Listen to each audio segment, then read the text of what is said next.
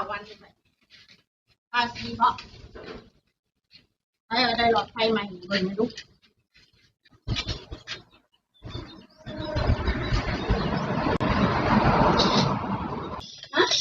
ครับพี่ครับผมว่าโอ้อันนั่งมาแล้วนั่งนิวไปสวรรค์เนาะ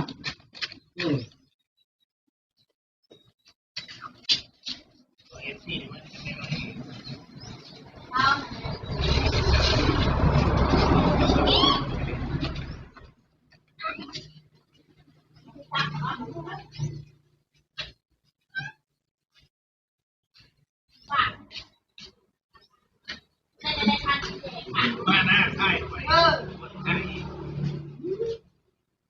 มันใจก็เกินออกมาเนาะวัน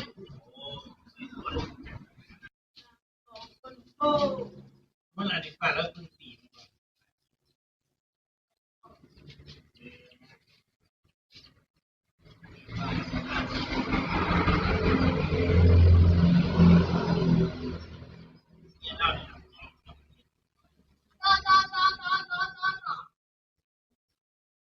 ไม่ครับมันยูคัว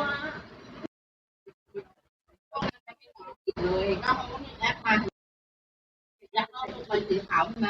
แล้วนี่เขาก็มีแอปใช่ไหมเพราะพี่เดินทางครั้งแรกยังไปเองมันก็จะใช้แอปในโทรศัพท์โดยที่เราไม่ต้องแปะไฟขาวเอวมาแล้วเป็นเดียวอ่ะไม่3 เข็ม 4 เข็มพี่ลอยตุ้ยไม่ฉีดเยอะขนาดนั้นเข็มที่สี่เข็มที่สี่นะเลือดดังออกเลยจริงแล้วเมื่อบ้านปวดหัวโอ้ยเดี๋ยววันที่ปวดหัวดีมากที่นะว่าเข็มที่สี่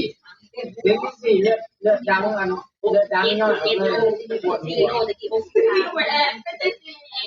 ที่แหลกมันอาหารเด็กที่แหลกอะไรที่แหลกหรือว่าที่แหลกที่แหลกแม่ฉีดอะไรอันนี้แหลกคือการเบียร์จน